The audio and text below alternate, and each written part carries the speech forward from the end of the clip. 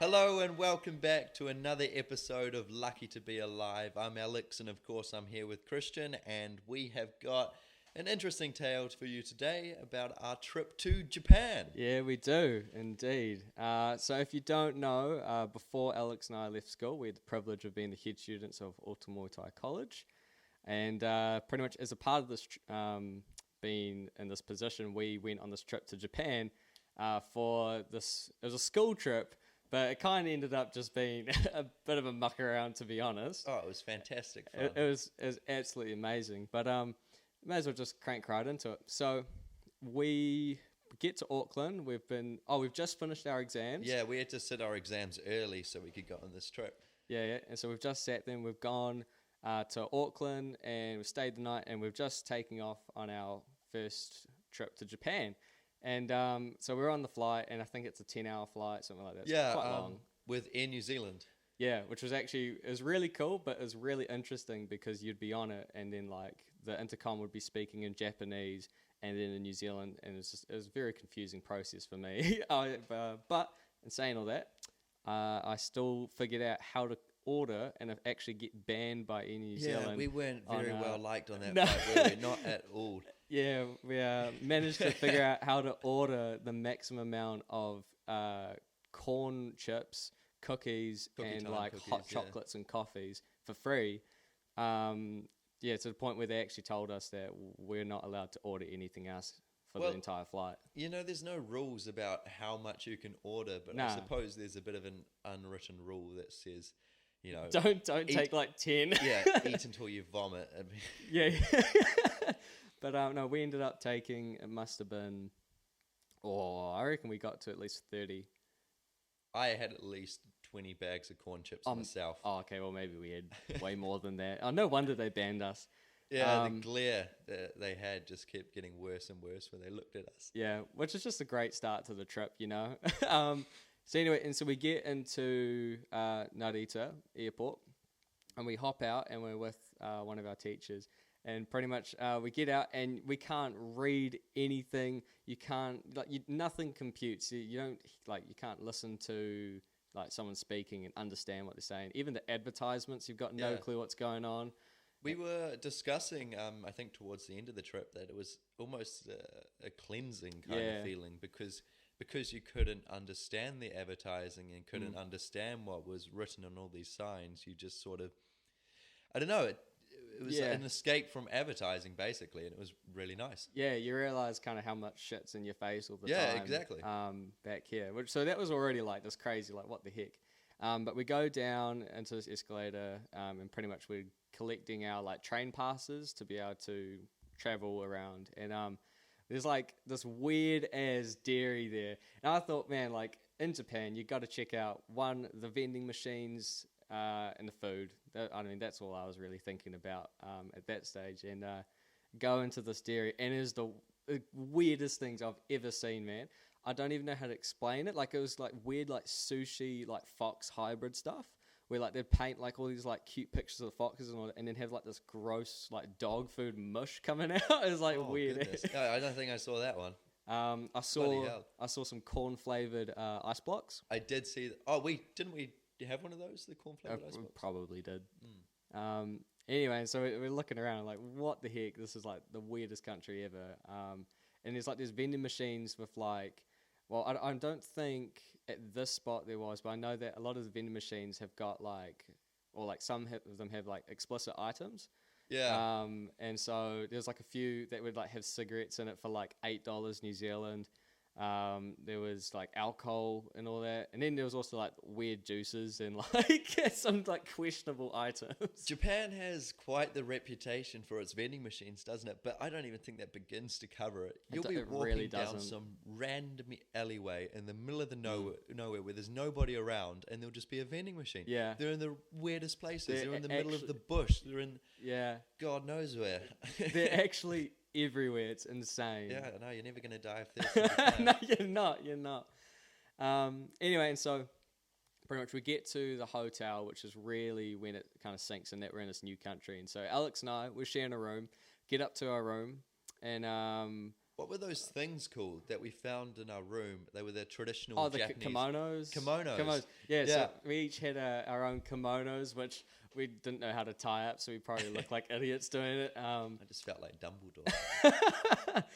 And anyway, and so my first, I think, authentic Japanese experience was apparent and was coming forth, and that was that was the toilet, bro.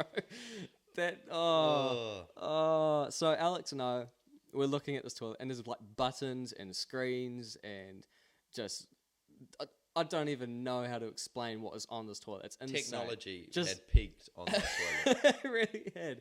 And Alex and I look at each other and we're like, I don't want to do it, bro.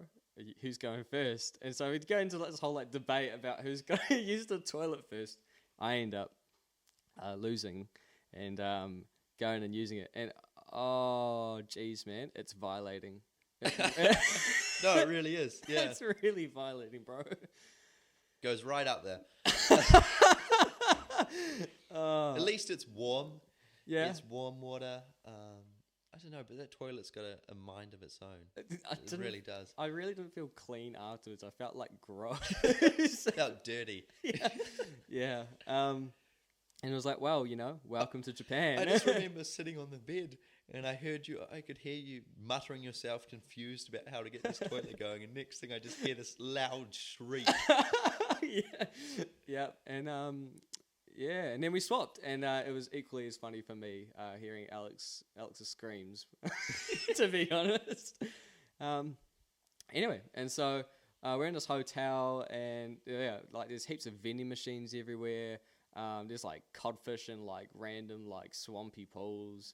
Bamboo is everywhere, and there's spiders in it that they're huge. I don't actually.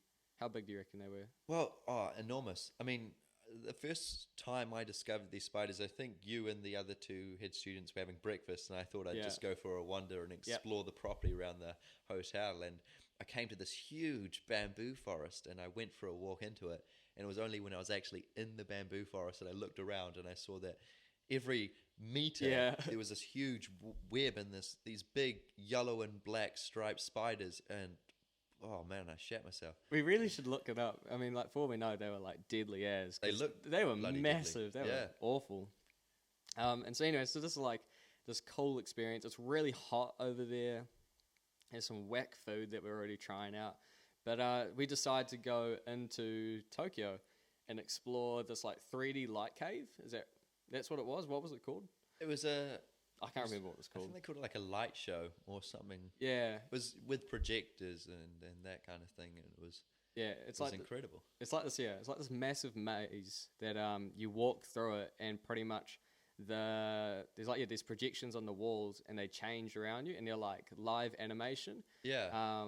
And the like scent around you changes as you enter different rooms, and there's like different like puzzles and all that. It was amazing. There was many different rooms with all sorts of different displays. It was incredibly easy to get lost in there, wasn't it? Yeah, well actually Alex and I, we're having a great time. We're checking it out. Like there's these cool lantern displays. There's like huge elephants like going past you. It's so cool. And we're just like wandering around, and we were in there for like 2 or 3 hours. We were in there for a long time. And we end up getting like, this dude comes up to us and like grabs us, and he's like, are you Alex and Christian? And we're like, oh shit, what have we done? Like, oh, this is going to be bad. And it turns out that we'd been gone for so long that like everyone was like freaking out that we'd like disappeared somewhere. Yeah. And it was just like, what the heck is going on? But it was pretty amazing, the actual like checking it out. But we got kicked out essentially. We don't get kicked out. We just got hunted for in there. Yeah. I remember at the start I was thinking, how did they possibly know that we were Alex and Christian? And then I looked around and realized we were the only skinny, tall white guys there. It would have been pretty easy to find us.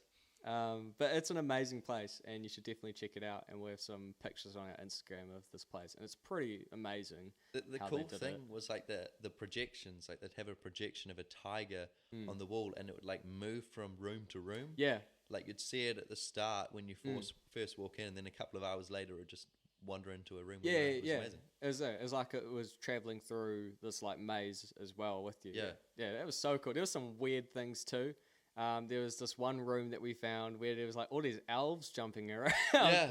And it was like a kid's room almost, and it's like there's elves jumping around on the wall, and you could put like little ladders and trees that have been made out of wood, and like they were like magnetic to the wall. Yeah. You put them on the wall, and it makes a tree appear in this. The projector would sense their presence, and then it would move the projection to where you place Yeah. this wooden object. And Yeah, and we found out that there was this little like bonfire that you could make. Yeah. And so like mind you, there's like all these like little kids around like having a great time putting ladders in houses and like helping these little elves out. And then there's Alex and I in the corner with like 20 bonfires on the ground. we lured all the elves in with a big tree, Yeah. and when they wandered all in, then we closed off the walls and placed a whole load of bonfires beneath them. And they were just like dying in front of us. It was so bad. I actually saw like little kids like freaking out behind us, and like because like there's like these little tables where you could cook like makeshift eggs on with a frying pan. Like it would like sense when you put the frying pan down. And mind you, and then there's just like two like grown white guys who are just like killing a bunch of like elves. But yeah, Japan's got some wacky stuff in it. There's some odd stuff going on That's there. Japan for you, though, isn't it? Exactly. It was wild. If you ever go to Tokyo, highly, highly recommend it. Yeah, there's I remember there's this one part we went past like this big anime hall. I'm not sure if you saw it, but it's like this entire like corridor that's dedicated to like cosplay in a way, and everyone's dressed up in this anime. The walls are covered in like I'm not even gonna try and figure out what type of anime. But then it's just like crazy how much all the advertising is catered in that like anime style. But it's just like, man, what the heck? It was like just absolutely out of it. Anyway, and so we're like having this like crazy cool experience, and we decided to go out for dinner, which was great. Tried some weird bean food. Tried some squid stuff. I don't even know. It was all really good. It was really good. It was the best. That zucchini was one of the best things I've tasted. That in was my entire actually life. really it was good. Mind blowing.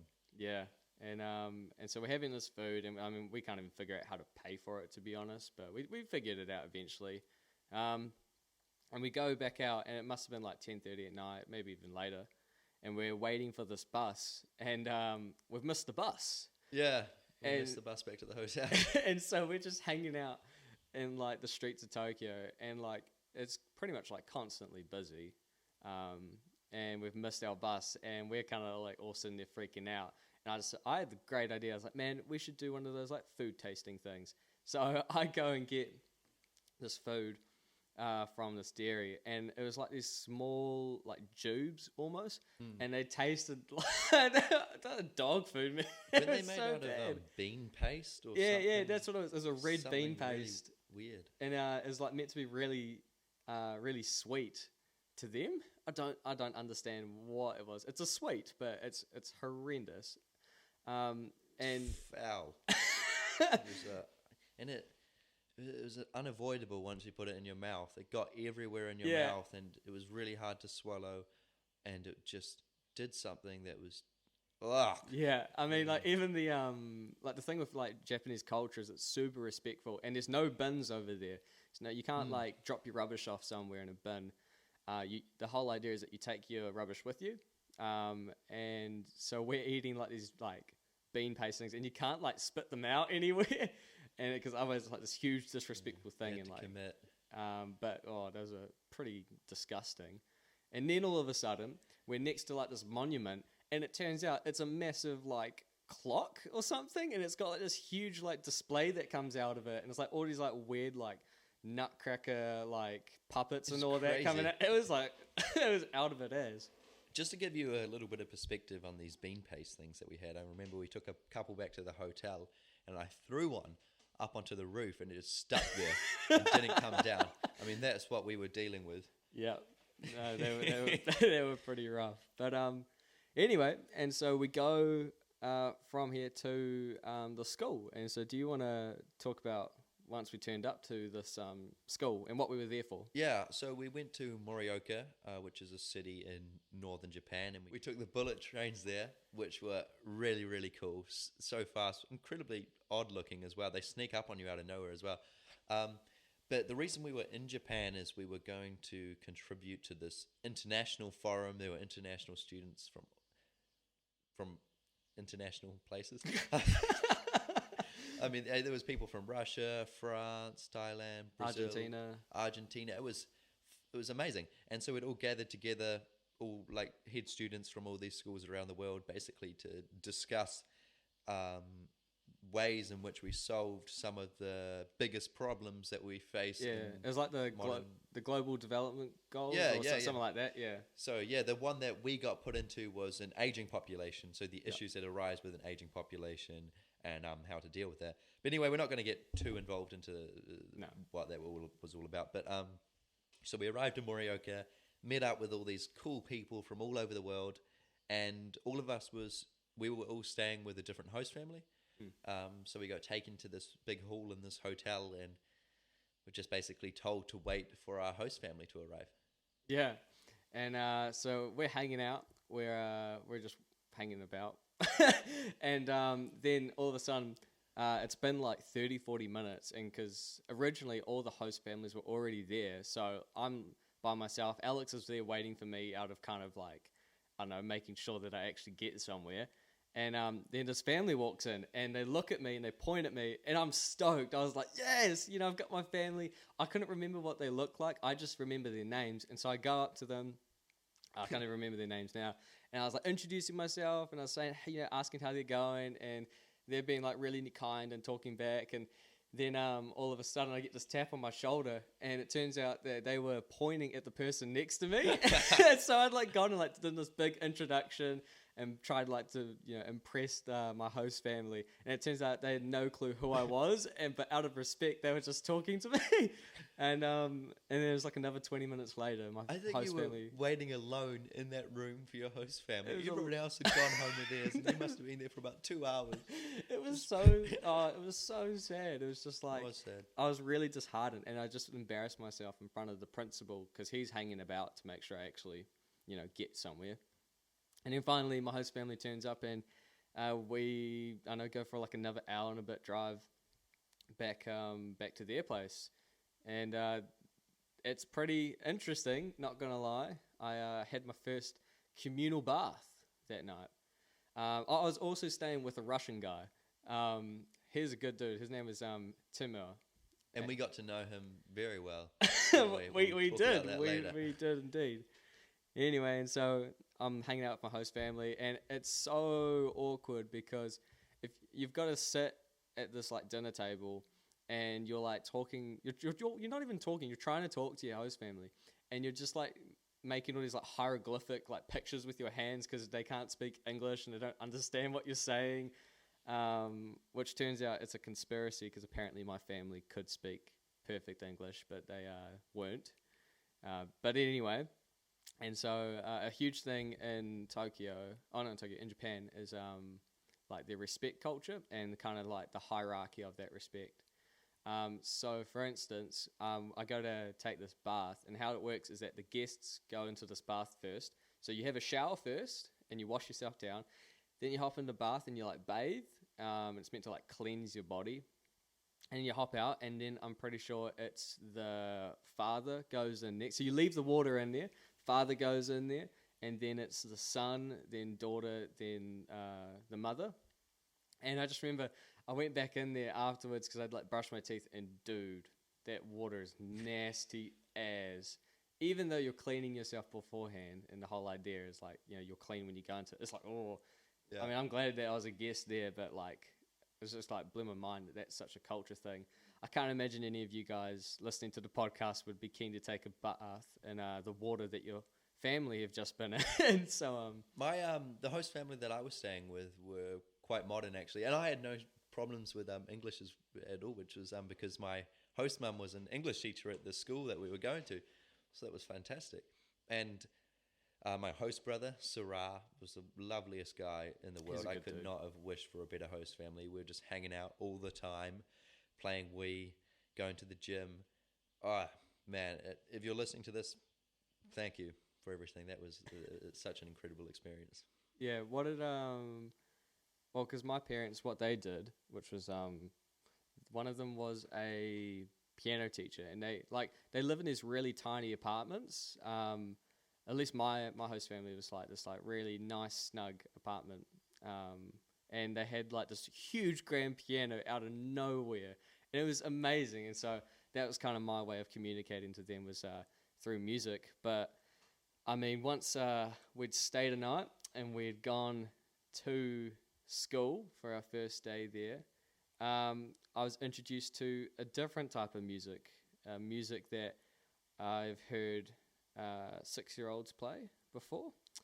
And I know you might be a bit confused, but essentially we go into this big hall together. And the opening ceremony. Yes, opening ceremony of the forum. So we've got like these big flags, and we're like walking down the middle. We're like really proud of New Zealand and all that. And then this band comes up and starts playing to us. It was, I mean, you know, Alex, you explain it. You explain it. I feel bad, but yeah, it was the school's band that were there to serenade us in this opening ceremony, and I can't really think of another word except for terrible. Oh man, I mean they gave it the rule, but I don't want to get too deep into that. Yeah. We'll just say that we were a bit shocked. yeah, a little bit. But then they had some like mixed martial arts. Which was amazing. Which was actually it was really cool. But yeah, I mean, I hope that they're doing well now. Anyway. Yeah, I reckon they'll be a huge success one day. I'm sure. No. Anyway, so we're all together, and we get split off into these different groups and classrooms. And the whole idea is that whilst we're with our host family, we go to school and we go through the day of like some of their classes, but then halfway through the day we'll dip out and do this kind of United Nations kind of thing. And anyway, but before we do all that, us 4 head students and the teacher we were with, we were going around to all the classrooms and doing this kind of like presentation on New Zealand. Yeah, and about our school as well. Yeah. Which was great. But I mean, they couldn't speak English, so we got like the oddest looks. No one knew what we were talking about other than like the pictures of like, this is New Zealand, and this is a rugby field, guys, and this is the beach that we have. Because a lot of them haven't actually gone to a beach or anything like that. Yeah, because it was a landlocked city, Morioka. Yeah. And so anyway, we're sitting down, and I'm going to talk about you, Michaela, if you're listening. And so we're all sitting down, and pretty much it's like really awkward silence, and we're sitting down, and we're kind of just like trying to think of something to talk about that, you know, we're both going to understand. We'd gone through all the anime that we know. Oh, yeah, we talked about, all the different animes that we knew and that they liked and all that, which was good. And then it got to the point, our friend Michaela decided to sing Mary Had a Little Lamb in Japanese to an entire classroom. And it was so embarrassing, it's not funny. Yeah, I mean, I like to put it this way. Imagine you're just sitting in your class at school, and you've got a new Japanese student that's come to the school, and they come into your classroom, and they're doing a presentation about Japan in Japanese, and you can't really understand what they're saying, and then all of a sudden they just start singing Mary Had a Little Lamb in English. I mean, how would you react to that? Yeah. So it was crickets. We could hear crickets at that stage. Yeah. And we left. We got up and left that room, and that was pretty embarrassing, but you know, representing New Zealand, you know, best way. And anyway, and so we're continuing through the school, and we did like musical chairs with some of them, and it was really cool. Like we actually got to meet some awesome people and check out this really cool school that they're at. So flash forward a little bit. So Alex and I discussed the idea of going to an onsen, and I mean, if you don't know what an onsen is, pretty much it's a naked spa. That's probably the simplest way to put it. Yeah, a naked hot pools kind of. Yeah, exactly that. And so Alex and I, we were like, all right, we're keen as to do it. And his host student was going to take him, and myself, and also the Russian dude I'm staying with. And so pretty much we get into like this kind of like waiting area, and we pay for our thing, we go in, and there's like lockers. And it's like... This was the worst part. This is the worst part. And so we've got to get, like, stripped down completely to nothing. And we've got towels and all that, and you've got to like leave your towels in the locker room. And then we're like peeking around the corner. And mind you, like Alex and I look at each other like, oh dude, this is we're getting intimate, man. I was shaking uncontrollably.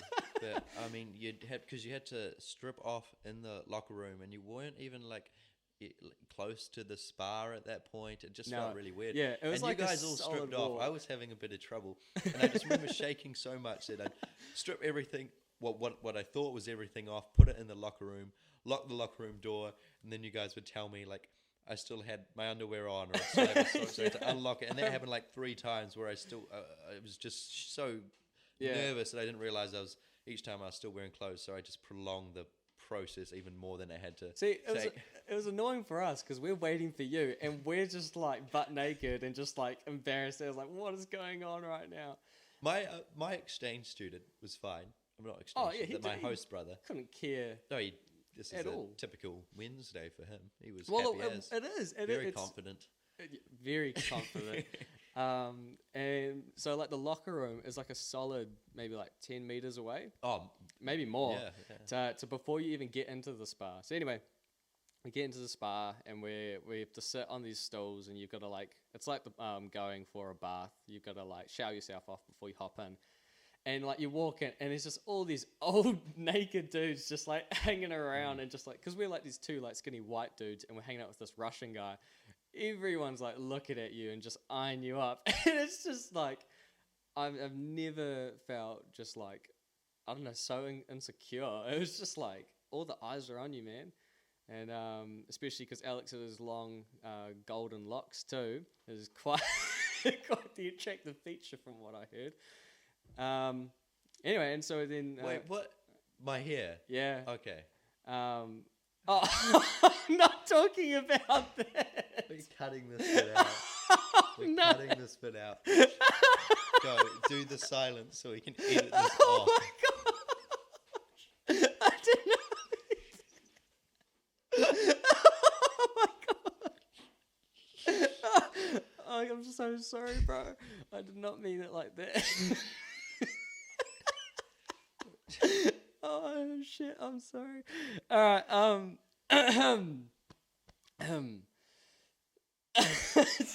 So we go into the spa, and Alex, do you just want to continue for me?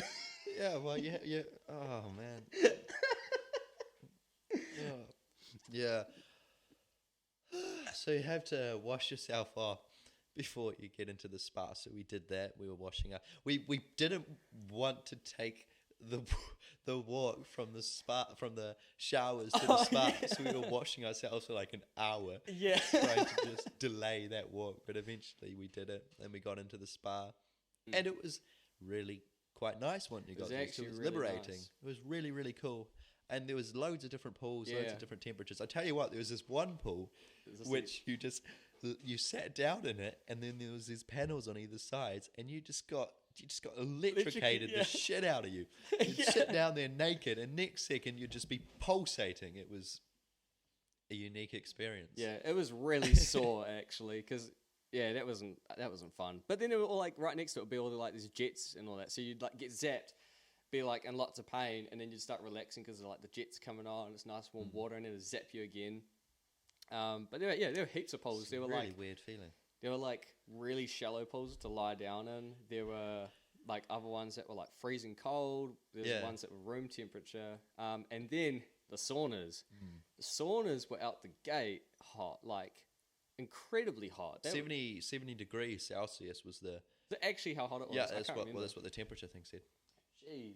We could not stand there for long before you felt like you're about to pass out. Yeah, well, we had to go into the cold pool first to even get in through the door. It was that hot. And once all the cold water had evaporated off you, which is very quickly, like 2 minutes, you just had to get out again.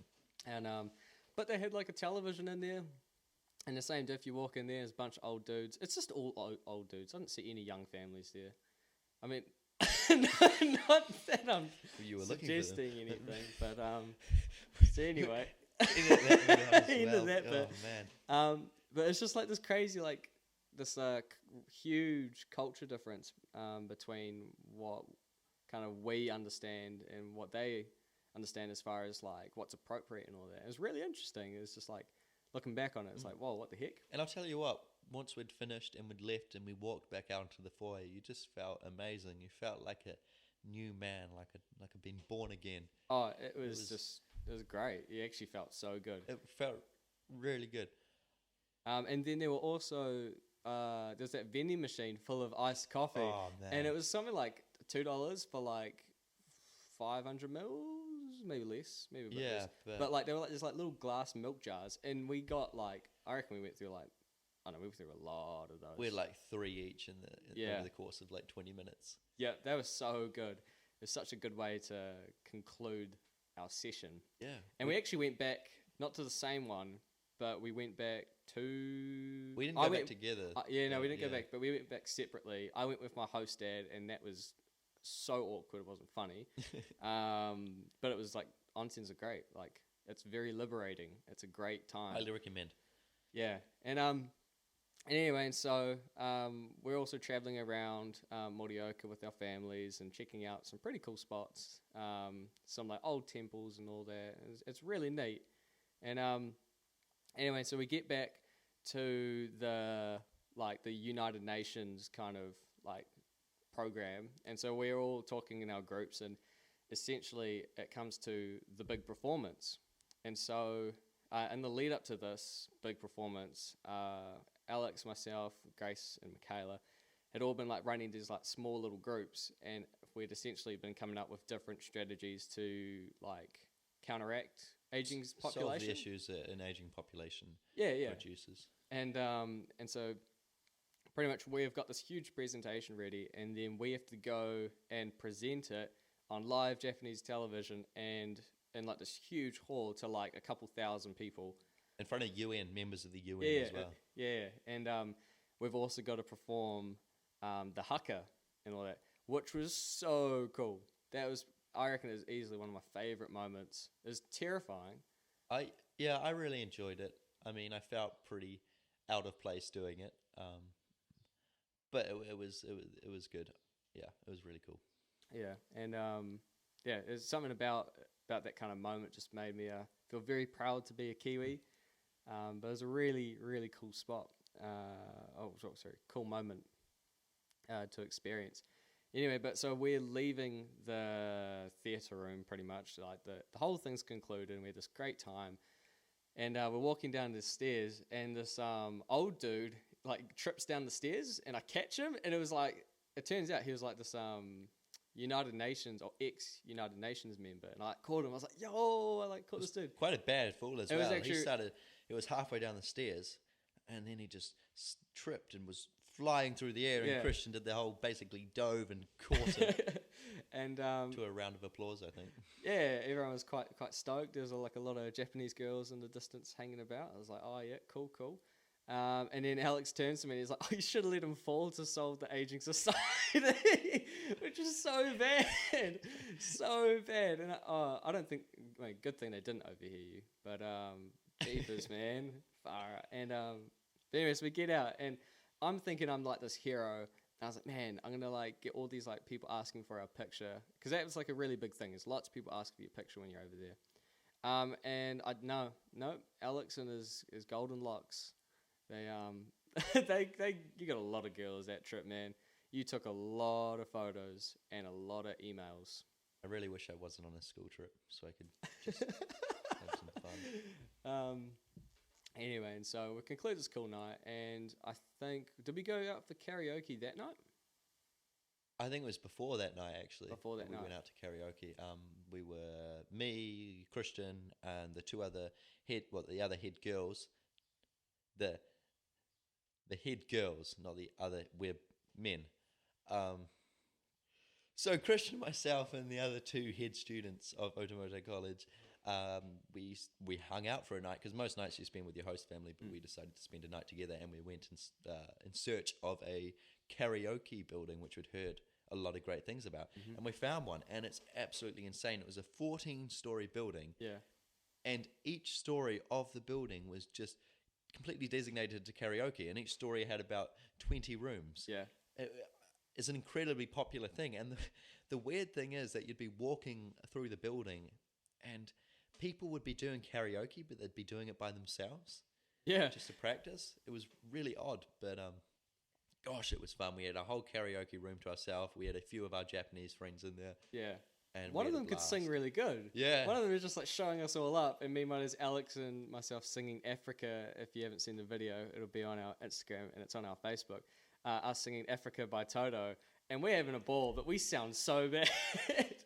And but that was so cool. Like, that was such a cool experience. And it was really cool. Just kind of like, you just stop kind of caring about what people think, and you're just blasting out your vocals. And but yeah, and you didn't. The idea they had is that you wouldn't pay to go into the room. You would pay for a drink. Yeah. And that's how they made their money, which I thought was a really cool thing. Like, imagine if they did that here, they'd go off. That'd be so sick. Imagine if bars, karaoke night, you just buy a beer and you go up. Yeah. So all right. No, okay. And so anyway, I just assumed you'd say something else. Anyway, and so we have had this awesome time in Morioka, and it comes to the conclusion. And we should talk about the noodle eating competition. Oh my goodness, we totally should. Yeah. And so we get to this. Oh, we're going on this trip through the school, and we go to like this big like noodle canteen place, but it's huge. It's like an actual restaurant. And traditional, you're on your knees around like a round table. And yeah, and so it's really cool. So they do this competition every year, and essentially you get this little bowl of noodles, and it's got like this kind of really bitter soy sauce. It's thing. a fish sauce, and then basically a handful of noodles in there. Yeah, and so the idea is you've got to eat as many bowls of noodles as you can, and there's like a prize for it at the end anyway. The record's something crazy. The record was 205 bowls of these noodles. It was so funny though. Like, everyone was like, you could see everyone getting so sick, but all the countries were getting really competitive against each other. Yeah, and the bowls were stacking up so high as well. Yeah, and I think they would always say something when they would give us the noodles. Every time they said some Japanese word. I can't remember what it was, but anyway. And so we're eating up. I think I got to like 138, something like that. I cracked 180 bowls. Of noodles. I was gunning for the record, but I could not have had another bowl of that. Yeah, no, we were all pretty sick by especially Michaela. Oh, especially Michaela. She actually broke the girls' record. Yeah, she which did. Was amazing. I can't remember what it was. It was around 130 though. Yeah, she got a huge amount. She got more than me, which blew my mind. But then she vomited. Everywhere. But that was so cool, man. It's just like, oh, what a cool competition to go do. But you felt so bad. Oh, I felt so sick. And we're on bus. we're on this bus trip back to the school, and it's just sickening. It's like, oh. I just remember asking you, was that worth it? Yeah, I reckon it was. Just thinking about all of that fish sauce in your stomach. Yeah. 180 bowls worth. I remember everyone, like, the bathroom was just pretty much like no one could get in there because everyone's... Oh, people were trying to force themselves to throw up. Yeah, it was pretty gnarly, actually. We must have had like several kgs of noodles at that stage. Yeah. Anyway, but had this... That's Japan, baby! It was such a cool time. And so we've finished up at this UN thing. We've had a great time, met some awesome people, and we head back to Tokyo. And so we've got one night in Tokyo. So we figured, all right, let's have the best night we can. And so our teacher says, all right, time to go to bed. We got an early morning start. Does she know the story we're about to tell? No, Did she ever find out? I don't think she ever figured that out. Or maybe no, she didn't. Principal knows, but never mind. Yeah, anyway, and so pretty much we are all. It's like must have been like 9 o'clock or something. It was like, all right. We've had, we had this dinner, and I got nothing for I paid for like this really expensive meal because I was like, I might as well use all the money that we've got left. Paid for this expensive meal, and I got like maybe like 10 beans or something like that. This tiny little plate of beans, and you were so excited as well. And I was so mad. And I see like Michaela, and she's like bought like this cheap curry, and there's so much of it. It was really anticlimactic to say the least. Very funny. But anyway, and so. Pretty much, Alex and I look at each other, and we look out into the Tokyo distance, and we hold it. No, we don't do any of this. But we hold hands, and music starts playing. But essentially, we decided we're going to sneak out into Tokyo. And so we were originally on this mission. Grace and Michaela, the other head students, are with us. And we're on this mission to go find the 7-story sex store. And we'd only heard rumors about this place. So we searched it up. It was quite far away. We'd had to catch a train. Yeah. And unfortunately, the trains had closed down by the time we'd gotten to the station. We were just so curious about the 7-story adult shop, because I mean the question that we kept asking ourselves is, what would they have in there to fill 7 stories of products? I know, it was actually insane. We'll get there one day. We will. But by trying to go there, we ended up going. We first went to Rainbow Bridge. Is that right? The Rainbow Bridge, that wasn't a Rainbow Bridge. Yeah, it wasn't a Rainbow Bridge at all. It was just a big bridge. Yeah. It was really dumb, actually. It was really disappointing. Come see the Rainbow Bridge. Wouldn't recommend red. But we go there, and anyway, we're trying to head back, and we end up getting lost in Tokyo, which was actually... It was kind of scary for a little bit, but it was also really fun because it was like, I don't know, it was something new, something fresh. We got lost after we made it to the Tokyo Tower, right? Yeah. So we'd hung out at Tokyo Tower. Which is this huge orange... It kind of looks like an orange Eiffel Tower, doesn't it? Oh, yeah. I feel like it's exactly like the Eiffel Tower. It's enormous, beautiful. And we just sat underneath it at like 12 o'clock at night. Yeah. And just had some very deep conversations. Yeah. It was really cool. It was awesome. And then, and so we decided to go exploring, and we ended up just getting completely lost. Got no clue where the heck we just came from.